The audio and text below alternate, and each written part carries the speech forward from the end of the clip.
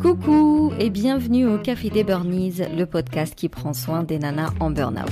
Je m'appelle Sarah, je suis infirmière, naturopathe, coach en résilience et passionnée de trichothérapie. Ma mission est de t'aider à déculpabiliser, à sortir de ton isolement pour recharger tes batteries et être épanouie. Alors chaque semaine, que ce soit en solo avec une nana inspirante, on parlera des valorisations, échecs, harcèlement, mal-être, mais aussi résilience, espoir, épanouissement, reconversion et surtout trichothérapie. Si tu as un doute sur l'état de ta fatigue, si tu te demandes si c'est juste une fatigue passagère ou on parle bien de burn-out, eh bien tu peux faire le test CBI, c'est 19 questions autour de l'épuisement physique, psychologique et relationnel. Déjà, tu auras une idée des questions que tu dois te poser pour faire le point sur ta situation, mais en plus, en fonction de ton résultat, donc de ton degré d'épuisement, je t'envoie par mail des conseils et des exercices adaptés que tu pourras mettre en place rapidement. Tu trouveras le lien dans le descriptif. Maintenant, détends les épaules, cohérence cardiaque et profite pleinement de cet épisode. Alors cet épisode est consacré aux 4 accords Toltec que tu dois certainement connaître, en tout cas tu en as entendu parler. Il y a le fameux livre qui est très connu de Miguel Ruiz où il explique les 4 accords. Par la suite, il en a sorti un autre qui traite du 5e accord, mais nous on va faire ça dans l'ordre. Donc on commence par les 4 et puis dans un autre épisode on parlera du 5e accord. Mais tout d'abord, c'est quoi Toltec ? Donc c'est une culture, c'est une civilisation même basée. Alors à la base ils sont nomades, mais ensuite ils se sont sédentarisés dans l'Amérique du Sud, donc beaucoup autour de Mexico. Et leur religion tourne autour du chamanisme, donc de la magie blanche, noire, tout ça. Moi, à partir de là, on me perd, tu me connais. J'aime bien Supernatural. D'ailleurs là, je suis en train de terminer les 15 saisons. Mon Dieu, 15 saisons. Donc pour te dire, j'aime bien l'univers comme ça, fantastique. Mais après, dans la vraie vie, j'avoue, j'ai un peu de mal. Donc, même si le podcast est beaucoup basé sur le livre des 4 accords Toltec de Miguel Ruiz, moi, je vais bien évidemment zapper toute la partie ésotérique, trop spirituelle, trop chamanique à mon goût, et je vais rester dans du concret et dans du pragmatique, dans ce que tu peux réellement réaliser au quotidien, des choses limites, alors pas palpables, mais voilà, comme d'hab, je vais rester pragmatique. Donc, on commence par le commencement. Le premier accord Toltec dit que ta parole doit être impeccable. Qu'est-ce que ça veut dire avoir une parole impeccable ? J'en parle notamment dans l'épisode de la bienveillance et de la bienveillance envers soi et de la communication non violente envers soi, où j'insiste sur les mots qu'on utilise, c'est-à-dire ne rien faire contre soi-même ou exactement ne rien se dire à soi-même qui soit nocif et toxique. Il y a un Reels où je disais dans la vie, on répète souvent je ne peux pas, et ça donne à notre cerveau vraiment une mauvaise information. Ça nous met dans une mauvaise position dans le sens notre cerveau nous croit qu'on est impuissant et il vient du coup confirmer qu'effectivement nous sommes impuissants et victimes de notre situation. Alors que si tu changes la phrase et tu dis que finalement tu ne veux pas parce que cette solution-là, pour l'instant elle est pas prioritaire, ce problème-là pour l'instant il est pas prioritaire, tout de suite ton cerveau comprend que tu ne veux pas. Donc en fait tu décides, t'aurais pu le faire mais c'est toi qui n'en as pas envie. Tu vois, c'est pas une histoire de variable extérieure qui vient t'empêcher de faire ce dont tu en as envie. C'est toi qui as décidé que ce problème-là n'était pas prioritaire, donc cette solution-là, j'ai pas envie de la mettre en place. C'est juste un verbe finalement. On pourrait croire que ça veut dire la même chose, mais en réalité pour le cerveau, la posture change. C'est-à-dire quand toi tu vas parler à quelqu'un et tu vas lui dire je ne peux pas le faire parce que clac, ou tu lui dis je ne veux pas le faire parce que c'est pas prioritaire, rien que ta posture, c'est-à-dire tes épaules, ton dos, ta tête, la manière dont tu vas te maintenir ne sera pas la même parce que le verbe en question ne donne pas la même information à ton cerveau. Donc une parole impeccable, c'est avant tout être sincère avec soi et assumer pleinement la responsabilité de tes actions et du coup finalement ne pas te juger. Encore une fois, quand je reviens à ce fameux je ne peux pas, en gros tu te dis que les autres viennent, tu vois, genre les autres décident à ta place, les autres t'empêchent de faire ce que tu as envie de faire, donc oh victime que tu es, impuissante que tu es, pas maître du tout de ta vie que tu es, tu vois, tu te juges finalement, et ça, on est loin de la parole impeccable. On se critique constamment. On est d'accord que quand tu es en épuisement physique et psychologique et cognitif comme ça, bah tu passes ta journée à te dire je suis dépassée, je suis débordée, j'y arrive pas, tu pleures beaucoup, tu cogites beaucoup, tu ressasses les événements qui sont passés en te disant j'aurais dû faire ci, j'aurais dû faire ça. Donc vraiment, tu passes ton temps à te juger et à te critiquer, et ça c'est toxique. C'est vraiment très mauvais pour ton estime de soi. Et en plus de ça, tu consommes énormément d'énergie quand tu passes ton temps à te critiquer et à te juger parce que tu te mets en état de stress. Raison pour laquelle en réalité les mots qu'on utilise et la perception de soi font partie des gros chapitres du travail que je mène avec les filles, parce que c'est la base de tout en fait. Quand tu maintiens cette énergie négative, quand tu continues à te bombarder de mots qui te font du mal, même si c'est inconscient, tu le fais pas exprès, hein.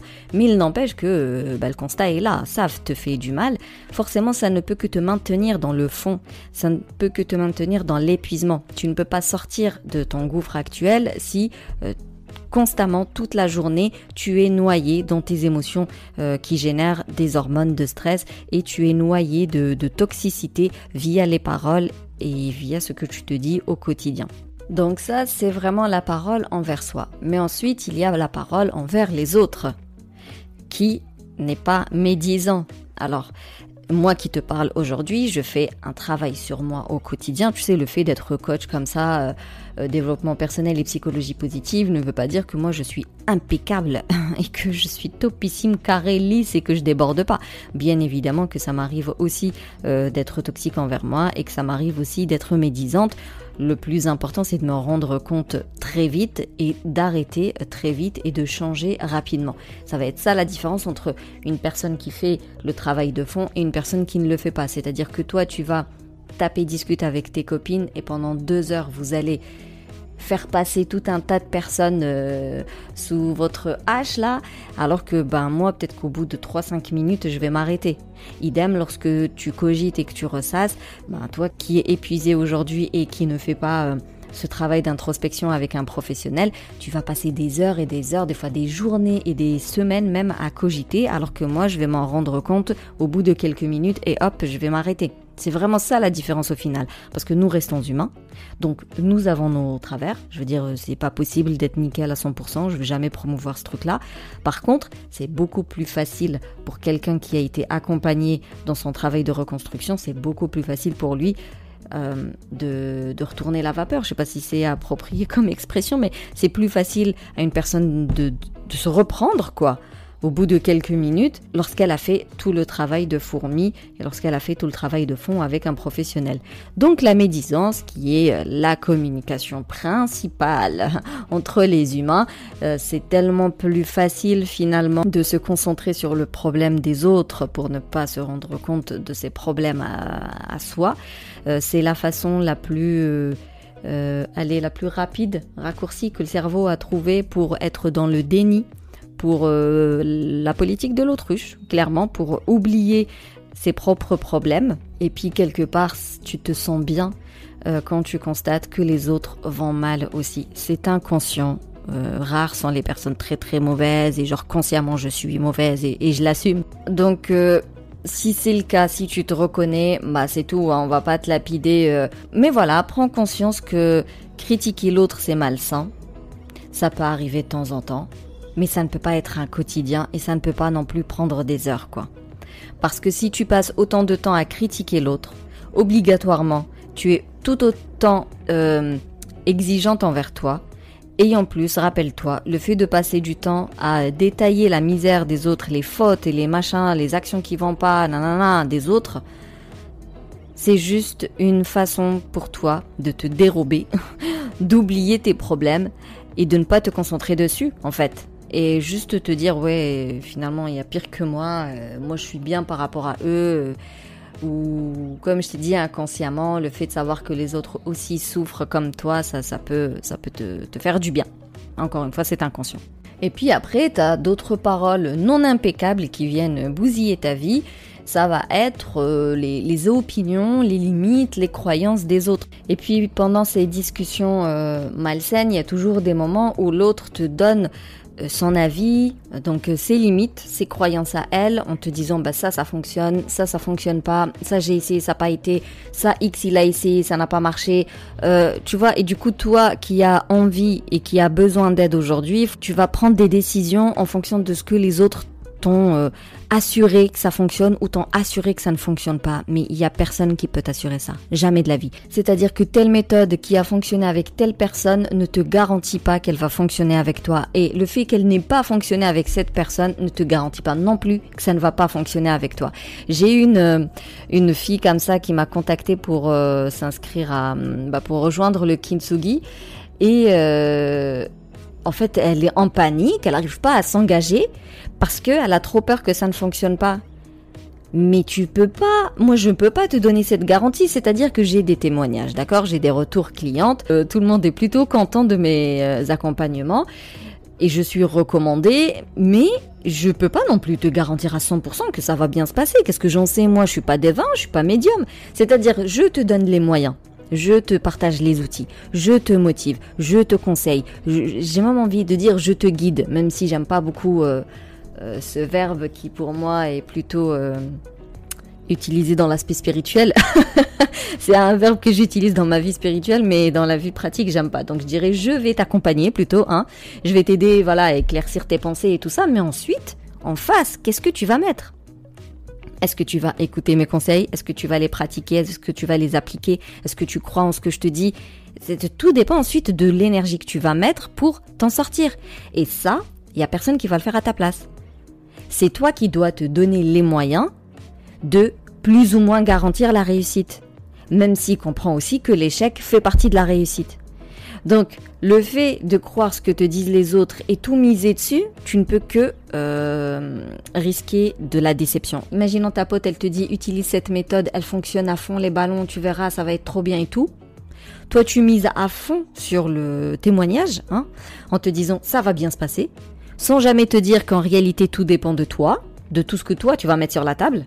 Donc tu vas faire cet accompagnement, sauf que tu ne mets rien sur la table, et ben je peux t'assurer que ça va pas fonctionner. Et tu vas être déçu, n'importe quoi on m'a conseillé, au final c'était un mauvais conseil. Non, il y a personne qui t'a mal conseillé, on t'a recommandé quelque chose, c'est bien les recommandations parce que c'est rassurant, et puis on va rarement te recommander quelque chose de pourri.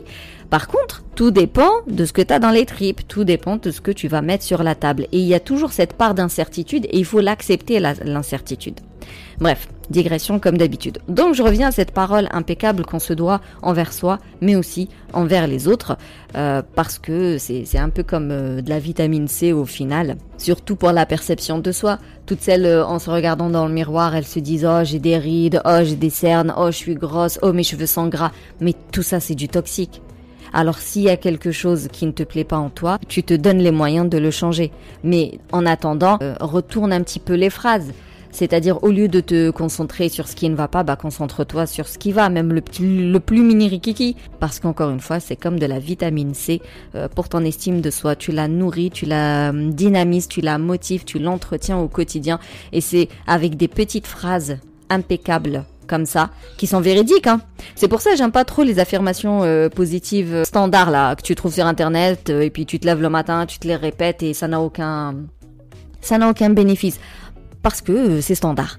Et puis c'est pas forcément vrai et donc t'as beau répéter à ton cerveau une information fausse, si t'y crois pas, elle va jamais fonctionner. Donc mieux vaut avoir ses propres affirmations positives et qu'elles soient la plus véridique possible. Vraiment, t'as peut-être un grain de beauté que t'aimes bien, et tu te concentres là-dessus. J'aime bien mon grain de beauté, je trouve qu'il est beau. Tu vois, c'est pas la peine d'aller plus loin. J'aime bien mon grain de beauté, je trouve qu'il est beau. Si déjà tu te concentres dessus à chaque fois que tu te vois dans le miroir, je peux t'assurer que par la suite tu verras beaucoup plus de choses belles en toi et que tu vas apprécier et que tu pourras voir tous les jours. Et c'est comme ça qu'on booste l'estime de soi, c'est comme ça qu'on s'immunise contre le blabla des autres, contre le regard des autres. Vois un petit peu ton cerveau comme un terrain, de la terre, et vois les mauvaises paroles des autres. Tu sais, des fois on te dit, franchement des fois les gens tu leur dis bonjour, Tu te dis, ah, t'as une sale tête. Bah déjà, je t'ai pas demandé ton avis, de une. De deux, moi, je me suis regardée ce matin, bah, je me suis trouvée normale.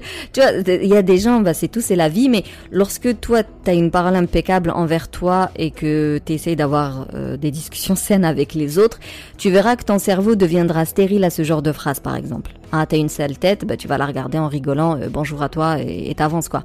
Alors que si toi-même déjà tu te parles mal, toi-même tu as une mauvaise perception de toi, bah ta collègue qui te dit ah t'as une sale tête, là ton cerveau il est plutôt fertile, donc elle y a posé une graine.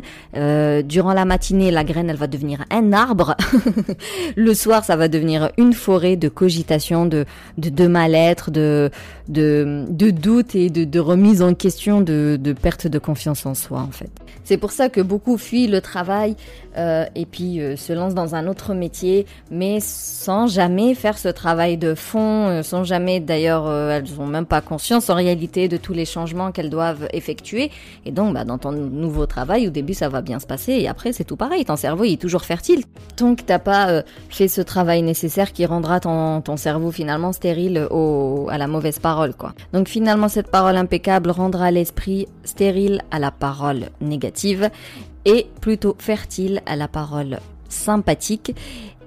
Et c'est comme ça que tu augmentes ton amour, l'amour de soi, que tu améliores la perception de soi et donc que tu nourris l'estime de soi. Et c'est comme ça qu'on peut sortir du mal-être, de l'épuisement. C'est comme ça qu'on peut s'affirmer, s'imposer et être pleinement soi et être heureuse dans son quotidien et prendre ses décisions sans avoir peur du regard de l'autre ni des codes sociaux et compagnie. Alors maintenant, le deuxième accord Toltec dit que quoi qu'il arrive, n'en faites pas une affaire personnelle. C'est-à-dire, tu n'es pas le nombril du monde, tout ne te concerne pas et tu n'es pas responsable absolument de tout ce qui bouge. C'est-à-dire un boss qui est désagréable, qui est exigeant, qui est méchant et tout ça, ce n'est pas de ta faute dans le sens où c'est pas parce que tu es incompétente ou tu es lente ou je ne sais quoi. C'est son problème à lui, c'est sa vie, c'est ses lacunes à lui, c'est ses excès à lui, c'est en lien avec lui. C'est-à-dire que des gens, ils ont des problèmes dans la vie, ils vont les manifester d'une certaine manière et c'est tout, ça n'engage qu'eux en fait et ça ne dépend que d'eux. Et donc pour revenir au fameux terrain stérile ou fertile à la parole, si t'en fais une affaire personnelle, si tu crois réellement que son attitude dépend de ton action à toi, forcément sa parole elle va t'affecter et elle va venir nourrir ta sensation de mal-être au travail et surtout elle vient nourrir ta perte d'estime de soi, le fait de douter de tes compétences, elle vient vraiment nourrir ton épuisement, ton burn-out tout simplement.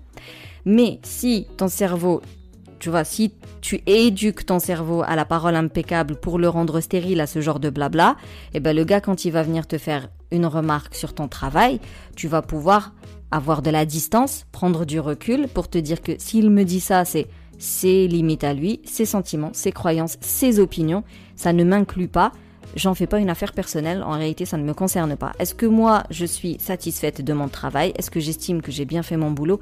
Ok, bah alors ça me suffit. Tu vois, tu deviens vraiment stérile finalement aux attaques injustifiées. Donc en fait quand tu n'en fais pas une affaire personnelle, tu deviens un petit peu immunisé, tu sais, contre les critiques des gens, les calomnies, le regard des autres. Parce qu'encore une fois, quelqu'un, tu sais, quand on parle du regard des autres et que il faut être une bonne maman, il faut avoir une maison rangée, je sais pas moi, il faut avoir une belle voiture, une bonne maison, un beau travail, nanana, bah, encore une fois, ça c'est des croyances des autres, les limites des autres. Et soit tu en fais une affaire personnelle et tu crois que toi aussi tu dois correspondre à leurs croyances et tout ça, soit tu te dis non, en fait ça dépend de vous, c'est votre limite, vos sentiments à vous, ça n'engage que vous, moi je fais ce que je veux. Donc vraiment c'est libérateur quand on dit soyez vous-même, vivez la vie qui vous convient, qui vous correspond vous. Bah, si tu fais... si t'en fais une affaire personnelle à chaque fois que quelqu'un te fait une remarque à ton mode de vie, tu vas jamais changer de mode de vie. Ça vient remettre en question toutes tes décisions. Mais si tu n'en fais pas une affaire personnelle et tu comprends que la personne qui ne comprend pas ton mode de vie, c'est juste parce que ton mode de vie ne lui correspond pas. C'est tout. Ça va pas t'empêcher d'aller au bout de ce que tu as envie de mettre en place. Parce que tu n'en fais pas une affaire personnelle de ce que pensent les gens. Parce que tu as compris que ça n'engage qu'eux. Et que ça dépend de leur vie à eux, de ce qu'ils ont déjà dans leur tête à eux. que toi, t'es juste sur leur route en fait. Et c'est comme ça qu'on se détache de la reconnaissance de l'autre, de l'approbation de l'autre, du regard de l'autre. On passe maintenant au troisième accord qui est « ne faites pas de suppositions ». On a tous tendance à interpréter les situations, à se faire des films dans notre tête au lieu d'aller demander tout simplement à la personne concernée. Nous non, on préfère se faire des films et généralement c'est toujours des films catastrophes, dramatiques, qui se terminent mal. Et là c'est très lié à l'épuisement émotionnel. Donc pour rappel, le burn-in ou le burn-out, c'est un épuisement physique, émotionnel et cognitif. Et on devient parano. C'est comme ça. Autant on devient irritable, on devient parano et on croit que tout le monde nous juge, nous critique, nous veut du mal, en tout cas ne nous comprend pas, ne nous soutient pas. Et là, tu as le fameux exemple où tu vas au boulot, tu as des collègues qui discutent, tu arrives, soit ils te regardent, soit ils changent de sujet et là tu te fais des films. Ils parlaient de moi par rapport à hier, pendant la réunion, de ce que j'ai dit, le dossier que j'ai rendu, nanana. Vraiment, tu vas dans le détail, hein. Tu interprètes toute la situation, tu inventes toute la discussion dans ta tête. Peut-être que oui, c'était le cas. Ah, comme peut-être que non. En fait, il aurait tout simplement posé la question. Vous parliez de quoi ? T'aurais eu ta réponse. Peut-être qu'elle aurait été fausse, peut-être qu'elle aurait été véridique. Bon, moi, t'aurais posé la question et en face, je te promets que ça calme des gens. Si réellement il parlait de toi et que toi tu viens en disant « vous parliez de moi », tu vois, tu t'imposes, tu montres que tu es quelqu'un de fort, qui ne se laisse pas faire, qui s'impose, quoi, qui s'affirme et qui ne se fait pas marcher sur les pieds. Et qui n'accepte pas tout et n'importe quoi, qui se respecte. Il y a aussi l'exemple de la maman qui sort avec ses enfants dans un endroit genre parents-enfants. Et donc, tu as un enfant qui fait une bêtise ou qui crie ou qui pleure ou qui n'écoute pas la consigne, qu'importe. Et donc là, la maman, elle est en mode panique. Parce que n'importe quelle personne qui la regarde à ce moment-là, dans sa tête, elle est en train de parler de moi, elle est en train de me juger, elle est en train de me critiquer. Mais en même temps, cette maman en question, c'est la première à se critiquer et à se juger. C'est la première à critiquer et à juger les autres. Tu vois, les accords Toltec, finalement, c'est du bon sens et tout est lié. Donc, si vraiment elle avait une parole impeccable envers elle-même, elle ferait même pas gaffe aux gens qui la regardent. Ou alors s'ils la regardent, elle dirait juste ils ont entendu le bruit des gamins et il s'est retourné, c'est tout. Mais lorsque tu as ce fameux cerveau fertile à la mauvaise parole et tout ça, dès qu'il y a quelqu'un qui te regarde, là t'es mal dans ta peau, on me juge, on dit que mon enfant est mal éduqué, donc je suis une mauvaise mère, donc je suis pas une bonne citoyenne, tu vois, et ça peut partir très loin. Je me permets de prendre les deux exemples là que j'ai donnés, que ce soit dans le monde salarial ou dans le monde parental, parce que je les ai moi-même vécus. Je me rappellerai toute ma vie, j'ai passé un stage horrible en hématologie, où à chaque fois que je rentrais dans la pièce de réunion, ça s'arrêtait de parler ou ça changeait de sujet. Alors, j'en ai aucune idée, hein. Peut-être qu'elle parlait de moi, peut-être que non. Peut-être qu'elle parlait de quelqu'un d'autre et étant stagiaire, elle voulait pas que j'entende de ce blabla, tu vois. Donc, je sais pas du tout. Ça a impacté toute ma journée, c'est-à-dire que ça restait dans ma tête et ça me mettait mal dans ma peau et j'y pensais toute la journée et chaque action que je devais mettre en place durant mon stage, j'étais en panique. J'ai jamais eu autant peu confiance en moi que pendant ce stage. Mon cerveau se disait, de toute façon, fais ce que tu veux, t'auras un mauvais rapport de stage. Et puis, ça me donnait tellement de mauvaises sensations et je me sentais amoindrie, petite, et je me sentais mal et mal appréciée et pas acceptée et rejetée que j'avais pas du tout confiance en moi et toutes mes tâches, donc avec les patients, en plus je te dis hématologie, c'était très technique, très risqué, très stérile, fallait vraiment être super concentré. Moi je tremblais du matin au soir, j'avais la boule au ventre du matin au soir, c'était un stage horrible. Et pareil avec mon fils, j'arrête pas de le dire, mon grand il a pleuré, il a beaucoup pleuré. Franchement c'est un gamin qui a pleuré plus, mais avec du recul, je me dis, le pauvre, il a pleuré parce que j'étais stressée à 100%. Donc moi, j'allaite depuis 2018. C'est juste que j'ai changé de gamin entre temps. Mais donc, mon grand, enfin, mes enfants, ils ont jamais été... ils aiment pas les tétines, ils aiment pas les biberons, ils ont pas de doudou. Je sais pas pourquoi, ça prend pas avec eux. Pourtant, on a essayé toute forme de tétine, toute forme de biberon, ça n'a jamais pris. Le seul moyen de les faire taire quand ils pleurent, c'est la tétée. Et mon grand, il a été comme ça jusqu'à à peu près 18 mois, où le seul moyen de le calmer, c'était la tétée. Et donc, quand il était vraiment petit, avant ses 1 an, il pleurait tout le temps. Et notre société, malheureusement, elle n'est pas du tout adaptée à la maman allaitante. Donc, si tu es dans un resto, dans une salle d'attente, ou en train de te balader, ou dans un parc, tu vois, si t'es pas chez toi, en gros, et que tu as besoin d'allaiter, ben c'est compliqué. Tu dois trouver où t'asseoir, faut que ce soit plus ou moins confortable. Imaginons il pleut, il y a du vent, bah faut que ce soit couvert. Et puis toi, t'as pas envie de te mettre à poil devant les gens, donc t'essayes d'être dans un truc pas trop voyant. Enfin, tu vois, il y a de la réflexion, il y a de la stratégie. Donc il a commencé à pleurer.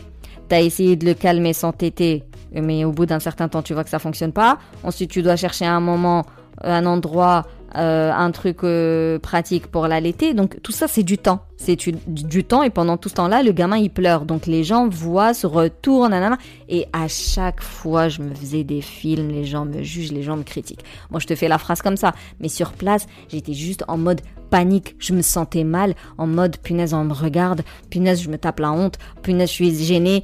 Et je me dis, maintenant, mon gamin, il a quand même absorbé tout ce stress. Mais comment veux-tu qu'il soit calme? C'est pas possible. Bien évidemment qu'il ne peut que pleurer. Et pareil, même quand il a été plus grand, où il a connu la frustration, où on va dans un endroit, tu lui dis bah c'est fini, on rentre à la maison. Là, ça se met à hurler, à crier. Les débuts, ils étaient difficiles parce qu'en fait, à chaque étape, tu vois, là déjà, ça hurle derrière. Parce que ça rentre, il lui dit enlève tes chaussures, elle est pas contente. Et je sais que tu vas l'entendre. Bon, aujourd'hui, je m'en fous. Mais fut un temps, quand mes gamins pleuraient parce qu'ils voulaient pas partir d'un endroit, je me sentais mal. Et du coup, tu vois, je faisais l'autoritaire parce que c'est ma personnalité. Je suis un 7-8 pour celles qui connaissent l'énagramme. Donc, je te dis, tu le fais et j'impose. Donc, je suis autoritaire, tu vois, je deviens dure. Et en fait, je devenais dure pas parce qu'il m'embêtait moi. Je devenais comme ça dure avec lui parce que je me disais, les gens sont en train de me juger et disent que je suis une mauvaise maman qui ne sait pas gérer ses enfants au moment de partir. Mon grand, franchement, quand il sera un peu plus grand, je lui présenterai de plates excuses parce que ça a été un cobaye. J'ai fait mon travail de fond sur lui en fait. Donc au début, il s'en est pris plein la gueule. Maintenant, je suis beaucoup plus relax. Et du coup, la petite, je suis beaucoup plus relax avec la petite. Donc je me dis que mon grand, je lui dois un truc quand il sera un peu plus grand. Donc tout ça pour dire, arrêtez de vous faire des films. Tu sais pas ce qu'il y a dans la tête des gens. Ils se retournent juste parce qu'ils ont entendu un bruit. Peut-être qu'ils parlaient de quelqu'un d'autre et ils voulaient pas te mettre dans la confidence, mais ils ont leur droit. Bref, tu ne sais pas. Si tu veux savoir le pourquoi du comment, la seule manière de le faire, c'est d'aller demander, de poser la question, de crever l'abcès, comme on dit. Parce que toi, si tu te mets à faire des films, ce film-là, il sera tout sauf modéré. Donc, tu vas y mettre le plus de suppositions possible. Tu vas choisir l'aspect le plus dramatique. Tu vas y mettre les émotions les plus négatives qui soient. Ça va générer en toi tout le stress possible et imaginable. Tu vas le ressasser. Ou alors, tu sais, l'histoire de... tu dis jamais rien, tu verbalises jamais rien, mais tu crois que c'est une évidence et que tout le monde sait ce qu'il y a dans ta tête et que... tu vois, ils devraient t'aider parce qu'ils savent que t'es fatigué. Et s'ils ne t'aident pas, c'est parce qu'ils en ont rien à faire de toi. Si tu veux que les gens comprennent ta situation et tes besoins, il faut les verbaliser. Un point, c'est tout. Et d'ailleurs, pour aller plus loin, les interprétations, c'est pas uniquement dans les situations avec les autres, c'est aussi avec soi. Combien de personnes vont te dire moi je suis pas très coaching, moi je suis pas très méditation, moi je suis pas très créatif, ce taf là c'est pas pour moi, alors qu'ils ont jamais fait le travail d'introspection, ils ont jamais utilisé aucun outil de connaissance de soi. En réalité, elles savent pas du tout ce qu'elles aiment, ce qu'elles n'aiment pas, ce qui est efficace avec elles, de ce qui ne l'est pas, comment elles fonctionnent, parce qu'elles n'ont jamais fait ce travail. Et pourtant, elles vont te dire je suis pas comme ci, je suis plutôt comme ça. Et comme je t'ai dit tout à l'heure, les accords Toltec sont très liés entre eux. Donc, quelqu'un qui ne fait pas de suppositions, forcément, il a une parole impeccable. Et si tu as une parole impeccable, tu as un cerveau stérile aux suppositions, tu vois. Tic, tic, tic. Soit cercle vicieux, soit cercle vertueux, comme d'habitude. Et donc on termine avec le 4e accord Toltec, à savoir fais toujours de ton mieux. Et tout commence par comprendre que nous sommes des humains, donc nous sommes fluctuants, ok, en fonction de si on a bien dormi ou non, si on a bien rigolé ou pas, si on a bien mangé ou pas, en fonction des hormones, du cycle menstruel. Donc on n'est pas des robots. Il y a des jours où tu es très motivé, il y a des jours où tu es très down et tu as juste envie de rester sous la couette, d'écrire, de lire, d'écouter un truc sympa, de méditer, de réfléchir, de planifier, de colorier. Et il y a des jours où tu as envie de te lever, batcher, courir, appeler tel, faire des réunions, des machins. Voilà, il y a des jours où on est au top, il y a des jours où on veut juste être en mode solo. Donc, dans tous les cas, on fait de son mieux. Il y en a beaucoup qui forcent, qui font du forcing, alors qu'elles n'ont pas les capacités d'aller au bout de leur objectif journalier, mais elles vont faire du forcing. Et c'est comme ça qu'on nourrit l'épuisement et c'est comme ça qu'on va droit dans le mur et qu'on fait un burn-out. Donc, tu fais de ton mieux. Et c'est là où on retrouve vraiment l'intérêt d'être aligné au quotidien et de faire les choses qui correspondent à nos valeurs et surtout qui correspondent à nos priorités. Tu vois, quelqu'un qui fait un travail alimentaire ou quelqu'un qui n'est pas en adéquation avec le mode parental qu'il a choisi, il va toujours être dans le forcing parce que il n'aime pas en fait ce qu'il fait au quotidien, ça lui va pas, ça lui parle pas, ça n'a pas de sens ou ça l'ennuie. Le fait d'identifier ses valeurs, de bien identifier ses priorités et puis d'organiser ses journées en fonction de ces deux critères, tu verras que même les jours où tu es très down, tu vas quand même pouvoir faire de ton mieux parce que c'est des choses que tu aimes, parce que c'est des choses qui te parlent, parce que c'est des choses qui ont du sens pour toi. Et c'est le meilleur moyen finalement d'éviter tout l'apitoiement sur soi, toute la souffrance, la culpabilité, les regrets.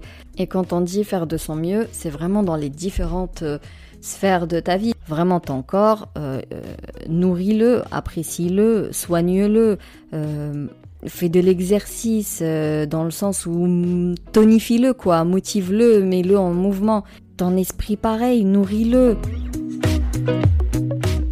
Donc finalement, selon les accords Toltec, si ta parole est impeccable, si tu ne fais pas une affaire personnelle de tout ce qui bouge, si tu n'es pas constamment dans des suppositions, des interprétations, et si tu fais toujours de ton mieux, tu ne peux que améliorer la qualité de ta vie, tu ne peux que améliorer ton quotidien, tu ne peux que être plus consciente dans tes actions, dans tes décisions, dans tes choix. Ça va te permettre cette fameuse transformation de la nana épuisée que tu es aujourd'hui, ou cette perte de sens que tu as au quotidien, à la nana épanouie, qui sait où elle va, qui a une mission de vie et qui fait tout pour la concrétiser et qui est alignée au quotidien, qui est sereine, qui est apaisée, qui s'affirme, qui s'impose, qui est elle-même, qui s'assume et qui emmerde les autres. Et cette prise de conscience, c'est vraiment la première étape parce que sans elle, tu ne pourras pas avancer.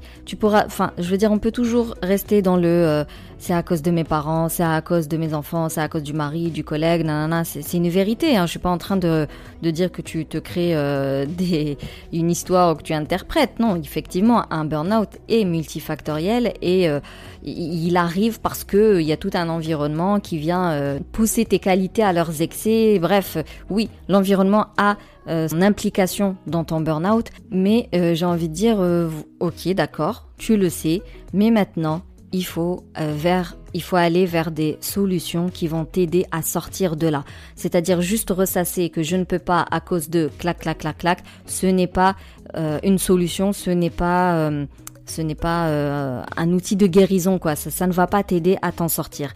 Au contraire, tu te responsabilises et tu décides de sortir de ta situation et pour ça, il y a énormément de personnes qui peuvent t'aider, qui peuvent t'accompagner, te rassurer et vraiment te permettre d'aller jusqu'au bout de tes objectifs et de reprendre ta vie en main, de retrouver ton peps. C'est des choses qui se font tous les jours et la prise de conscience permet de, tu sais, cette rébellion-là de se dire vas-y, j'en ai marre maintenant, je cherche des solutions, j'y mets tous les moyens et je veux guérir et je veux transformer mon quotidien, je veux améliorer la qualité de ma vie. C'est pour ça que la prise de conscience, elle est importante parce qu'elle est motivatrice. Il n'y a jamais aucune bonne raison de laisser traîner les choses. Si tu vas mal aujourd'hui, si tu veux que ça change, c'est le bon moment de chercher une solution.